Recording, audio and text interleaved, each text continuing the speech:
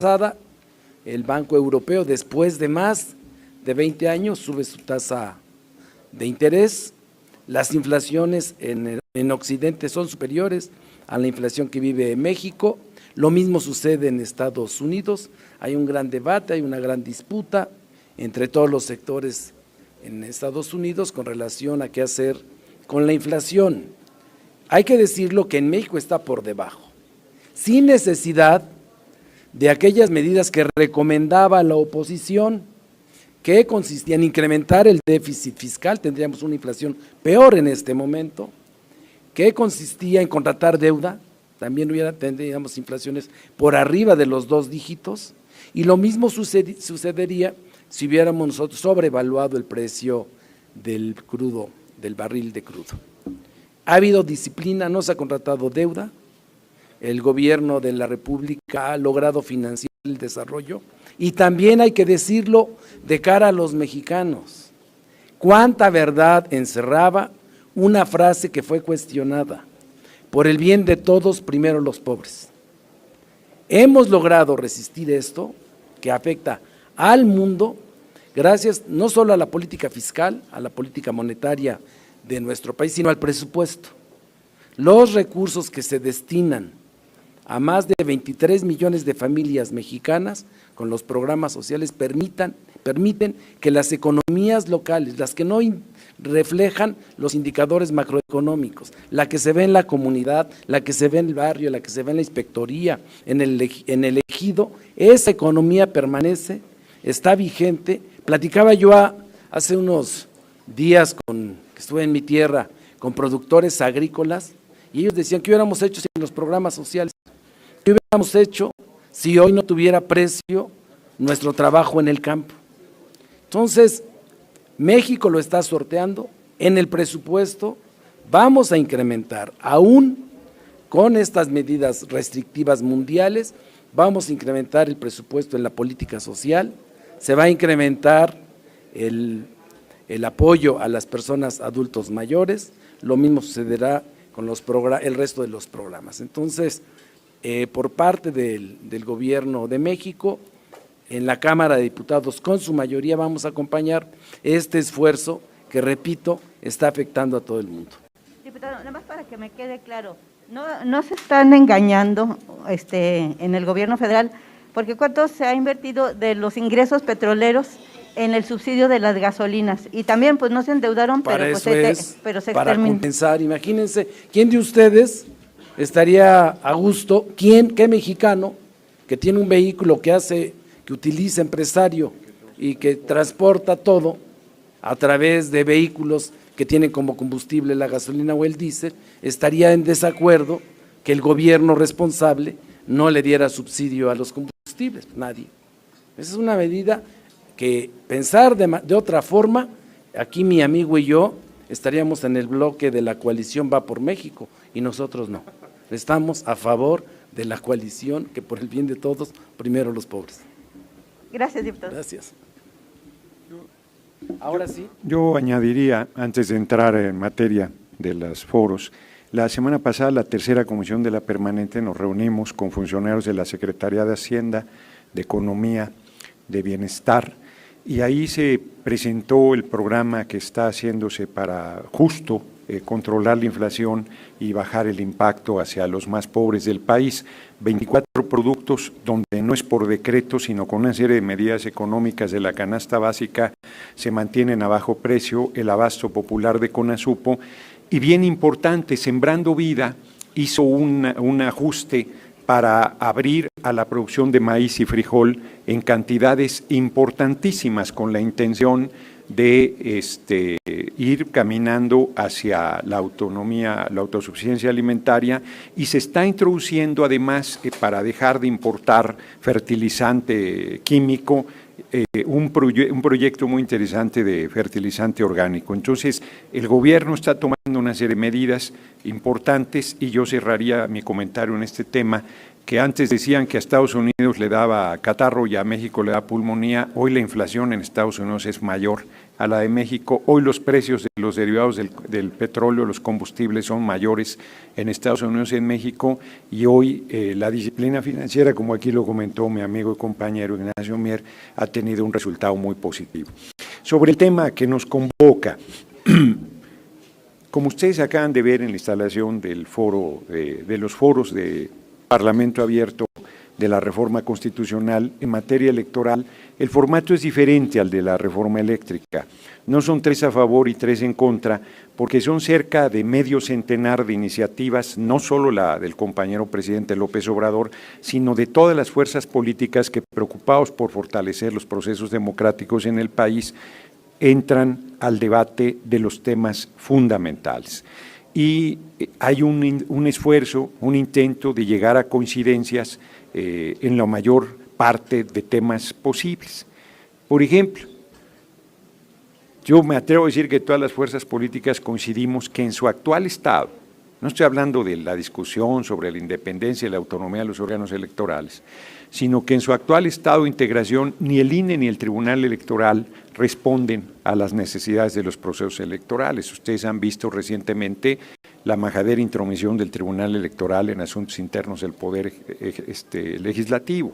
Entonces, hay una preocupación compartida y estamos haciendo un esfuerzo que ojalá logremos un fortalecimiento de los órganos electorales y del Tribunal Electoral. Hay una preocupación coincidente de generar mejores condiciones de competencia electoral para el proceso presidencial de 2024. Entonces, los foros que se están haciendo de especialistas, reitero lo que dije, no son a favor y en contra, son diferentes visiones de temas fundamentales.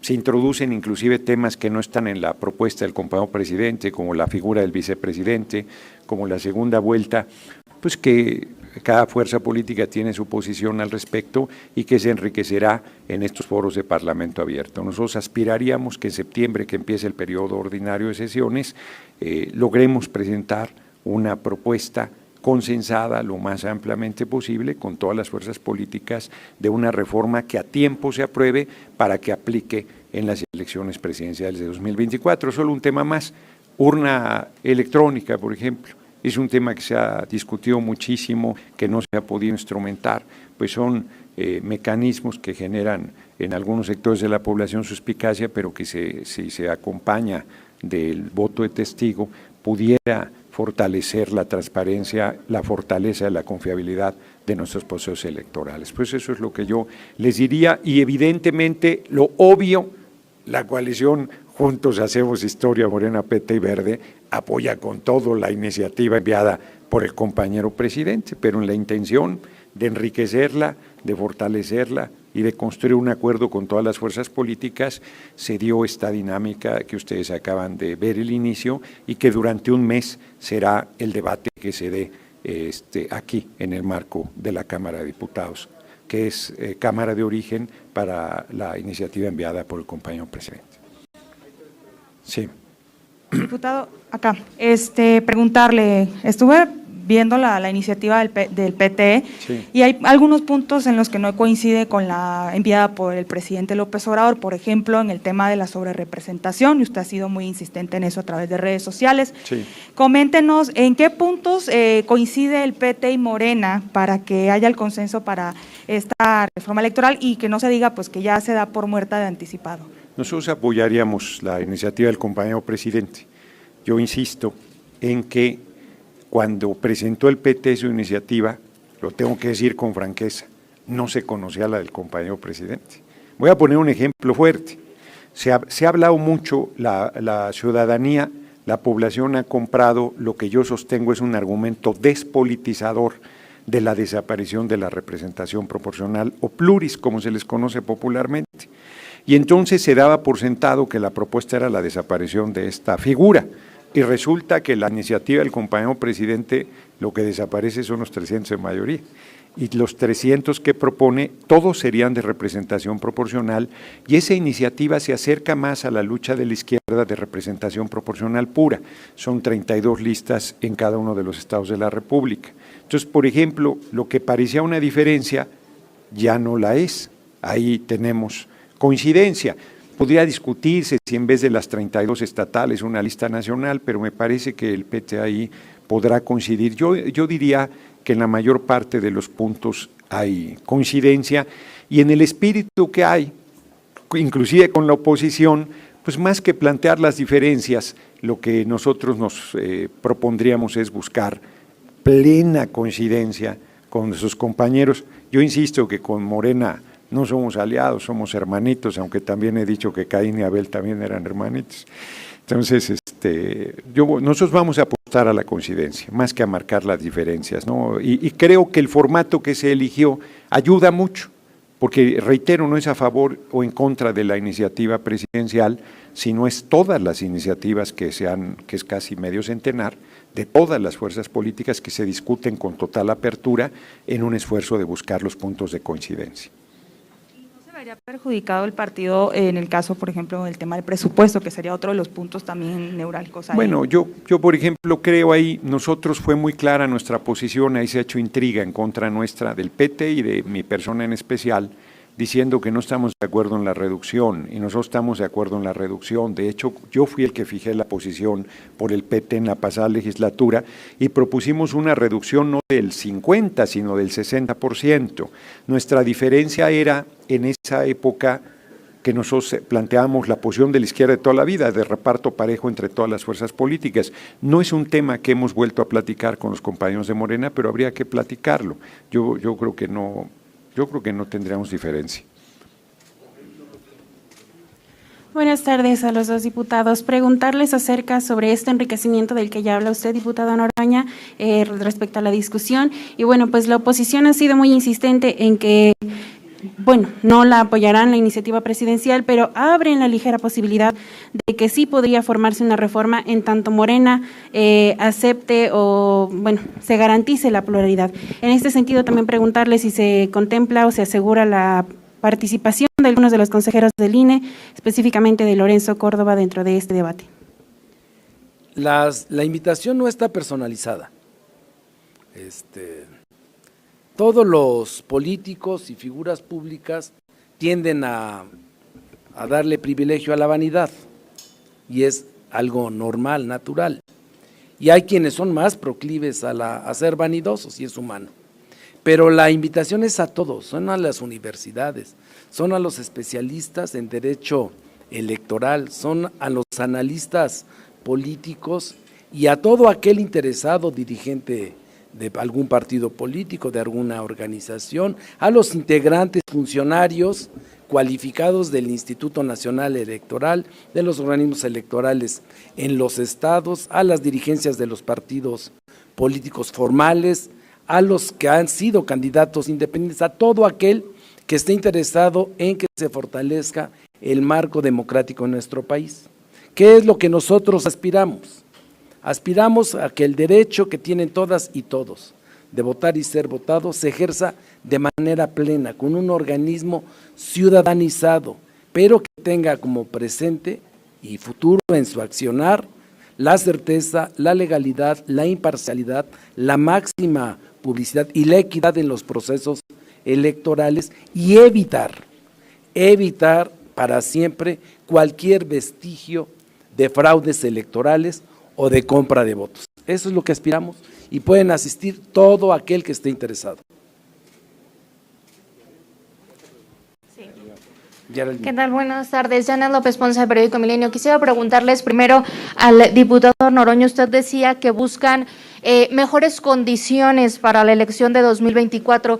¿Qué son para ustedes mejores condiciones? E insistir en este tema de las autoridades electorales. Dicen que están invitados todos. Sin embargo, pues saber si es importante para ustedes escuchar el posicionamiento de las autoridades electorales, más que personalizarlo o no, a los titulares o a los integrantes en este momento de las autoridades electorales, tanto del INE como del tribunal, por favor. Yo creo que en su exposición, esta última, Nacho Mier pone el tema en el centro, el respeto al voto, el fortalecimiento de los procesos democráticos. Nadie podrá negar que en las elecciones donde nosotros somos oposición, los gobernadores no respetan. usan todos los recursos públicos, todo el aparato, la compra del voto, la coerción. Ellos nos acusan de programas clientelares cuando son universales, los derechos, por ejemplo, de adultos mayores. Vicente Fox, que es adulto mayor, recibe su pensión, aunque sea paneaguado, no lo discriminamos, ni discriminamos a ninguna gente, nosotros apoyamos a todas y todos por igual. Y ellos sí hacen esto, como el de la tarjeta rosa en el Estado de México, que es un programa evidentemente clientelar y corporativo encaminado a la compra del voto y a la manipulación. Entonces, yo creo que ese tipo de cosas se tienen que evitar. Y sobre lo segundo que planteas, están invitados, a mí yo en lo personal no tendría ningún inconveniente en que viniera Lorenzo Córdoba, yo aquí lo atiendo con mucho gusto. Pero de verdad el órgano electoral se ha convertido no en un árbitro vendido, sino en una figura pugnaz en contra de nuestro movimiento. Ahora, personalizarlo también es un error, porque Lorenzo Córdoba y Ciro Murayama, que han sido la punta de la iniciativa en contra de nuestro movimiento, se van el año entrante. Esta Cámara de Diputados, claro, todos pueden venir, incluidos ellos dos. Y yo creo que deben venir, o sea, sus puntos de vista los conocemos, pero no está de más que los expongan, si tienen interés, en el foro del Parlamento Abierto. De hecho, como aquí lo ha dicho Nacho Mier, están invitados. La legislatura esta nuestra le tocará el año entrante definir a una persona que sea quien presida el INE y a quien sustituya al monaguillo de Lorenzo Córdoba, a Ciro Murayama. Entonces, todos están invitados, inclusive ellos que ya se van están invitados. ¿Personalizada o es que ellos pues yo levanten creo que la mano? Yo creo que podemos eso acordarlo sin problema, sin problema. Yo lo veo bien. Yo creo que no habría. Nosotros no vetamos a nadie. No estamos en una posición vengativa de persecución. Bueno, yo en lo personal presenté la solicitud de juicio político contra Lorenzo Córdoba y Ciro Murayama. Y pues por cómo son los procesos complicados, pues ahí está atorada. Entonces yo en lo personal estaría de acuerdo. Yo votaría en la Junta de Coordinación Política porque los invitásemos, pero inclusive a los del Tribunal Electoral, yo sostengo que son peores que el INE. La oposición plantea su defensa y nosotros podemos estar de acuerdo porque no es los nombres, sino es cómo esos órganos verdaderamente se convierten en verdaderos árbitros electorales y órgano de impartición de justicia electoral, que mucho urge en el país. Nosotros estamos muy agraviados, o sea, nosotros nos robaron 3 diputados en mayoría a la coalición, que habíamos ganado con votos en elecciones cerradas y el tribunal los echó atrás. Insisto, la sentencia en torno a lo de la permanente es una intromisión majadera en el tema de los asuntos internos del Poder Legislativo, no es un proceso electivo en sentido estricto. Y me parece que esas cosas, inclusive si se debatieran en el marco del foro del Parlamento Abierto con miembros del tribunal, con respeto pero con franqueza, ayudaría a clarificar y nos ayudaría a todos a la legislación que permitiera acotar y fortalecer. Nosotros no tenemos problema en fortalecer el Tribunal Electoral, no tenemos problema en fortalecer al órgano electoral. Sostengo que la iniciativa del compañero presidente tiene como centro esa preocupación y me parece que la oposición la ha interpretado de manera diferente, pero como están muchas otras propuestas que la propia oposición ha hecho, podemos llegar a puntos de coincidencia. Puntualizar una cosa que mencionó hace un momento sobre este respeto para fortalecer el 2024. Habla usted de programas sociales. En específico, la magistrada de la Sala Regional Especializada ha propuesto también que en esta reforma se plantee cómo regular el tema del adelanto de aspiraciones presidenciales, ahora que en particular los aspirantes de Morena han sido muy señalados de presuntos actos anticipados de campaña, que si bien todavía no se establece si son o no, ella decía que podría ser un buen tema definir si incluso se adelantan las precampañas o qué podría pasar en ese sentido. No sé si lo tienen pensado. Fíjate, sí es un tema a tocar. Yo creo que vivimos una paradoja. Vivimos en los hechos un proceso de construcción de las candidaturas rumbo a 2024, no solo de nuestro movimiento, sino de la oposición también. Y tienes que andar con mucho cuidado porque, por un lado, todavía no están emitidas las convocatorias, todavía no son los tiempos, pero por otro lado, pues es un hecho, los medios sacan encuestas, sondeos, plantean, preguntan, hay reuniones legítimas en el marco del derecho de libre manifestación y libre reunión. garantizados por la Constitución. Entonces yo creo que sí es un tema que debería discutirse. Yo no sé en qué medida se pueda reglamentar, porque se está dando una coyuntura especial, pero no estoy cierto que cada sexenio vaya a ser así. Entonces yo solo pondré un ejemplo. Yo voy a reuniones por todo el país y al igual que otros compañeros te reciben con manifestaciones de presidente, yo les digo, compañeros, no me pongan celoso al compañero presidente. Me gusta más Obrador presidente, Noroña al siguiente. Buenas tardes, Roberto Mendoza, MG Noticias de San Luis Potosí y el AM de Querétaro. Diputado, ¿es verdad que estos foros costaron 20 millones de pesos? Le pregunto porque pues, en los foros de la reforma eléctrica no fueron tomados en cuenta prácticamente ninguna de las propuestas y quisiera saber si ahora sí van a ser tomadas en cuenta. Y preguntarle, hace unos minutos el diputado Noroña dijo que pues ya se va efectivamente Ciro Murayama y Lorenzo Córdoba el año que viene, pero pues no tienen aquí la mayoría calificada para poder pues nombrar ni al consejero presidente ni al sustituto de Ciro Murayama. Entonces se quedaría el INE pues digamos con menos diputados. ¿Y no ven en esto un peligro para las elecciones del 2024? Gracias. Con menos consejeros. 7 consejeros, ¿no? Bueno, miren, la reserva de que todo eso se va a discutir, comentaba hace un momento nuestra compañera de Milenio con relación a la invitación personalizada. Nosotros tenemos que invitar a todos, a todas las instituciones, a todos los organismos y todo aquel interesado. No podemos personalizarlo porque si lo personalizamos se convierte en un diálogo y no en un debate.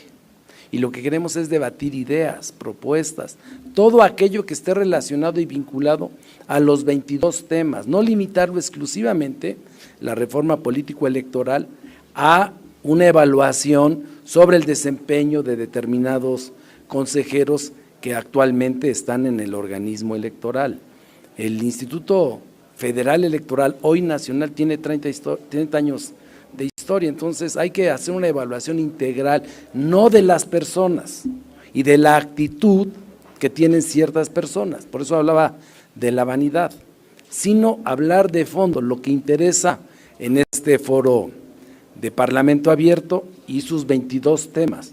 Son 22 temas en los que vamos a discutir desde los organismos electorales, el sistema mexicano de partidos políticos, el sistema electoral y también 2 temas que están indefinidos legalmente y que el instituto y el tribunal en su caso han definido lineamientos, me refiero a las acciones afirmativas que no están en ley y que es necesario. Y también lo que comentaba, los periodos de precampaña, violentan o no derechos políticos que están establecidos en la Constitución, hay que delimitar con precisión cada inicio de las etapas de un proceso electoral y cuáles de aquellas pueden incurrir en violaciones de funcionarios públicos. Bueno, eso es lo que vamos a discutir. Ahora, comentabas tú con relación a qué va a suceder con la integración del organismo electoral. Eso es lo que vamos a discutir. Lo que sí es cierto es que a más tardar el 4 de octubre tiene que haber una convocatoria para la elección de los 4 consejeros que termina su periodo constitucional. ¿En qué términos? Vamos a ver cómo termina este ejercicio para ver en función de eso, cómo se emite la convocatoria. O no, que sería lo otro, ¿no? O no. Y en función de eso, si no alcanzamos la mayoría, miren, hay que hablarlo con claridad a la gente. Ellos se van. Entonces, ¿por qué son 11? Que yo me echaría para atrás. ¿Por qué son 11 actualmente los consejeros? ¿Ustedes saben por qué son 11? Porque se eligieron bajo el principio de cuotas. Entonces, cuando eran 5 ya no nos alcanza a todos. Bueno, hay que subirlo a 9, no, tampoco nos alcanza. Necesitamos 11 para que el PRI se quedara con 3. Si no, no daban los números. Y de esa manera se integró el instituto. Eso es lo que hay que ver de fondo. ¿Eso queremos? No, eso es lo que queremos cambiar. Para que no quede ningún vicio, ninguna idea de que se están utilizando a los organismos electorales para torcer la voluntad popular, que se manifiesta a través del voto. No, vamos a ver, por eso no hay que especular, hay que definirlo, hay que discutirlo abiertamente, transparentemente, sin que tengamos rubores. Lo que se tapa a los 3 días apesta, mejor hay que decirlo abiertamente. Para eso son los foros, y que participen todos, sin sobre ninguna todo por limitante. la decisión de si quedaran en un empate o alguna cosa que se tuviera que decidir solamente el presidente. No el quiero, consejero qué bueno presidente. que en San Luis tengan la posibilidad de saber, ¿no? de estar enterados, porque es lo que queremos también, la máxima publicidad. ¿Cómo se va a resolver? Dependerá. Si reformamos la ley, las leyes secundarias, si reformamos la Constitución, la reforma constitucional, o prevalece la misma ley. No lo sabemos. Esperemos pues y hagamos votos, de verdad votos, por el bien de México, de la evolución de la democracia en nuestro joven país, de que tengamos organismos que garanticen la legalidad, la certeza, la imparcialidad, la máxima transparencia, la equidad y el respeto al voto de las y los mexicanos. Esa es la aspiración que tenemos. ¿Qué tal? Buenas tardes, soy Jaime Obrajero de W Radio. Yo quiero preguntarles a los dos diputados, diputado también, buenas tardes, ¿qué opinión les merece que los diputados de la oposición participen en estos foros de Parlamento abierto, pero de antemano dicen que van a votar en contra de esta reforma electoral? De hecho, mencionan que van a dejar de participar si ven que no le van a mover ninguna coma como lo hicieron con la reforma eléctrica. ¿Qué tanto están dispuestos los partidos de la coalición Juntos Hacemos Historia en aceptar o modificar la propuesta que hace el presidente de la República en torno a esta reforma político-electoral? Miren, con relación a la reforma eléctrica, ustedes lo saben bien, lo sabe el pueblo de México, que como nunca estuvo pendiente del proceso de la reforma eléctrica. La que mandó el presidente de la República fue modificada de manera sustancial. Se incluía reformar el artículo 4 constitucional que no venía en la que había presentado el presidente de la República, que consiste en declarar como un derecho humano fundamental, prioritario, necesario para la satisfacción de los otros derechos humanos, como el agua, la salud y demás. No lo quisieron, eso fue uno de los 12 puntos que fueron incorporados. ¿Cuál fue el que no fue incorporado? Uno que era una ilegalidad y un saqueo a México, que era que se mantuvieran como legales, algo que había nacido de manera ilegal, que son los de autoabasto, y que hoy siguen insistiendo en un reconocimiento que le genera un quebranto a todos los que estamos aquí, a nuestras familias, por cerca de 400,000 millones de pesos. Mejor destinarlo a beneficio de las familias mexicanas con programas sociales, a fortalecer la economía, que destinarlo para beneficio de empresas extranjeras y empresas mexicanas que se favorecen de esa. Entonces, la reforma electoral, miren, vamos a cambiar el formato, lo dijo bien nuestro presidente de la Junta de Coordinación Política, Rubén Moreira. Va a ser un proceso dialéctico. Miren, por eso yo he querido ser cuidadoso con mis palabras. Los seres humanos, dije al principio, somos vanidosos. A veces, cuando nos vamos solo por la lógica simple, decimos no a todo, y más en política, sin leerla, sin estudiarla, sin conocerla. Es una respuesta mecánica, porque así le conviene a nuestro partido, a los partidos políticos y a los intereses de la alta burocracia partidaria. Y no le conviene al pueblo. Entonces, antes de actuar con lógica, nosotros vamos a actuar mejor en un proceso dialéctico, en sus méritos, las 49 iniciativas, en lo que es positivo, sin descalificar ninguna de las 49, para evitar ese discurso y que al final digan, oiga, pero no incluyeron nada en la reforma eléctrica. No queremos que pase lo mismo con la reforma electoral, porque luego la vanidad impide a los seres humanos reconocer errores. Y ellos se equivocaron con la reforma eléctrica, lo pagaron en las urnas y hoy siguen siendo, desafortunadamente para ellos, calificados por los mexicanos. Esa es la invitación, ir a un proceso dialéctico y no estar después sujetos al escrutinio y a la valoración sabia siempre del pueblo de México. Gracias.